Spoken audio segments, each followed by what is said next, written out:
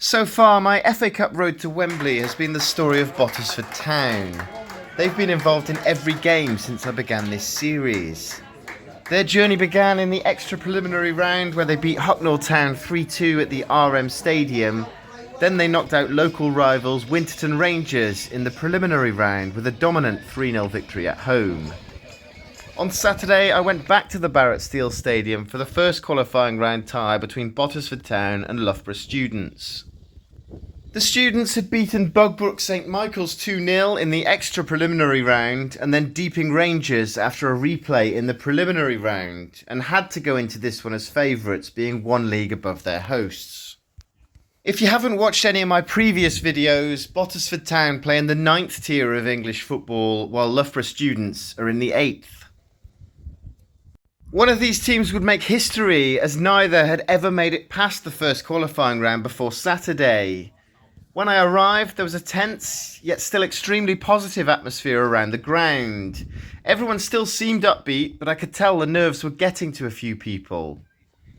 Despite only ever visiting the Barrett Steel once previously, I was made to feel like a regular guest.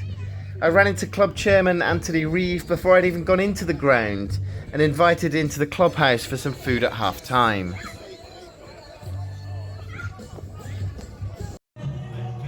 As they don't have a club shop on site, I bought myself a Bottesford Town bobble hat from their online store. Unfortunately though, it arrived while I was at the game, so I didn't have a chance to bring it with me. I'd also downloaded their match programme before I made the trip, but I was still given a printed team sheet before the game started. In the 2 games since my last visit, the results on the pitch hadn't been brilliant. A 5-1 home loss to Barnton ended their FA Vars campaign way too early, and they'd suffered their first home league defeat to Handsworth in midweek. So following that up with a home tie against higher graded opposition wasn't ideal, but this is the FA Cup, and anything can happen. I went into the tunnel in an attempt to get a better shot of the players coming out onto the pitch, but I'm not sure I really achieved that goal. So here's a few shots of the backs of the players' heads.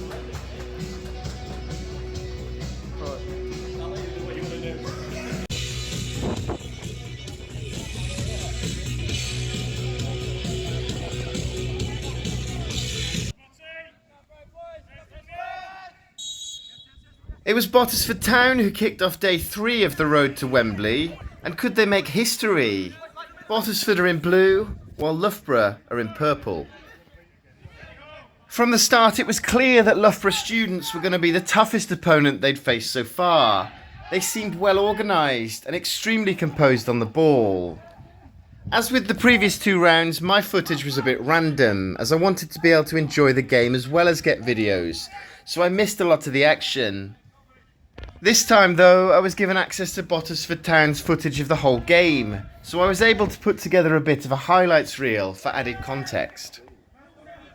There were a few shots on goal early in the match, but the first real chance came after about 20 minutes when an Aris Cunha header forced the Loughborough keeper into a fine reaction save, and then Loughborough scrambled the follow-up behind for a corner.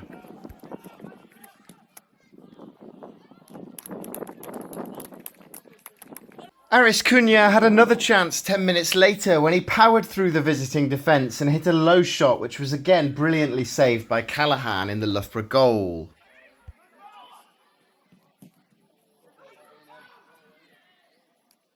Right on half-time, a deflected shot almost caught out Graham Anderson to give the visitors the lead, but it rolled narrowly wide of the post. And it was all square at the break. 0-0, but an entertaining game with plenty of chances and 2 sides clearly wanting to go for it. A proper cup tie. Bottesford were the better team in the first half. Charlie Callaghan in the visiting goal had been brilliant, making some important saves to keep his side in it. Loughborough Students looked dangerous going forward, but the Bottesford defence was solid in that first half. I'd planned to go to the clubhouse at half-time, but by the time I'd finished faffing with my notes, it was nearly time for the teams to come back out. I missed Johnny Niantu's goal in the last round, so I was determined not to miss any of the action here. Loughborough Students started the second half brightly, and just a couple of minutes in, they had a glorious chance to take the lead. The ball fell to Joshua Strouts just a couple of yards out, but he seemed to get it stuck under his feet, then hit an off-balance effort wide of the post. That really should have been 1-0, and a huge let-off for the hosts. Just minutes after surviving that scare, Bottesford were in front.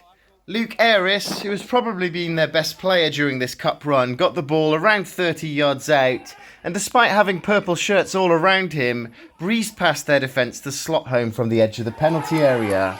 1-0 to Bottesford, and what a finish that was. As expected, Loughborough saw a lot more of the ball from that point on, but the home defence wasn't having any of it.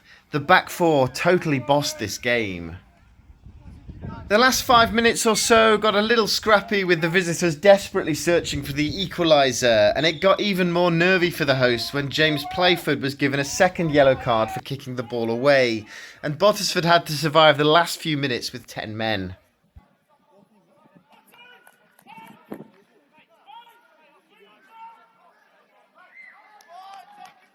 But they survived. A fantastic defensive display saw Bottesford Town into the second qualifying round for the first time in their history.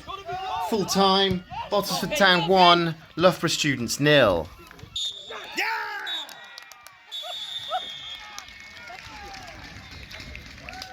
Bottesford's number 7, Luke Ayres, was celebrating his 100th appearance for the club, so it was fitting that he should get the winner. Luke is now the club's 13th highest goal scorer of all time with 23, and with the majority of the season still to play, I'm sure that number will continue to rise. Well done, Luke, and congratulations on the 100 appearances. Man of the match, as chosen by the club sponsors, was Bottesford Town's number 3, Blake Gregory, but in reality that could have gone to any one of their back four. They were brilliant. I want to give a special mention to Loughborough Students goalkeeper Charlie Callahan though. He made some fantastic saves to keep his side in the game, and he was my man of the match for the visitors. Surprisingly, the attendance of 180 was a little less than in the previous round, but it was still the 7th best attendance in the club's history. Their season average is 127. After the final whistle, I was invited into the changing rooms to meet the players and coaches. They were understandably delighted to take this club on its best ever FA Cup run. I meant to get some videos of the players celebrating, but I got caught up in the moment and totally forgot about it. Maybe I'll be able to get that footage when they get through the next round. After the celebrations, I spoke to first team manager Mike Thompson about the second qualifying round draw and who he'd prefer to play. He was hoping for either a winnable tie at home or one of the big teams from the National League North away. The general feeling amongst the players and staff is that Scunthorpe United, whether home or away, would be the absolute best fixture they could get. And we had to wait a couple of days, but the draw was made yesterday lunchtime, with all the teams from the National League North and South entering at this stage, including my own team, Hereford. But we'll have to wait a little bit longer as it's dependent on another replay, but Bottesford Town will travel to either 8th tier Belper Town or 7th tier Bromsgrove Sporting in the second qualifying round. They played out a 2-2 draw in Derbyshire on Saturday, and no matter who wins that replay, it's going to be a tough test for Bottesford in the next round. But as I mentioned earlier, this is the FA Cup and anything can happen. Before the draw was announced, I saw a stat on the FA website that only 12 teams from the 9th tier are guaranteed to be playing in the second qualifying round, with several others involved in replays this week, which should give you an idea of how difficult it is for a team at Bottesford's level to reach this stage of the competition. So that's a fantastic achievement already. I had another brilliant experience at the Barrett Steel Stadium. Bottesford Town is such a welcoming club with a great bunch of players and staff. Their current record attendance at the new ground is 280, and I'd love to see them better that this season. So if you happen to be in the area, or if you're into ground hopping, go and give them some support. Thanks to Bottesford Town for such a warm welcome again, and for allowing me to use their footage in this video. I'm going to be posting a quick update after Bromsgrove Sporting play Belper Town at the Victoria Ground tonight. It's a trip to either Derbyshire or Worcestershire for me in the next round. Let me know in the comments if you've been to either of those two clubs, and as always, if you're enjoying my content so far, or just like the sound of my definitely not AI voice, please consider subscribing to my channel. Thanks for watching.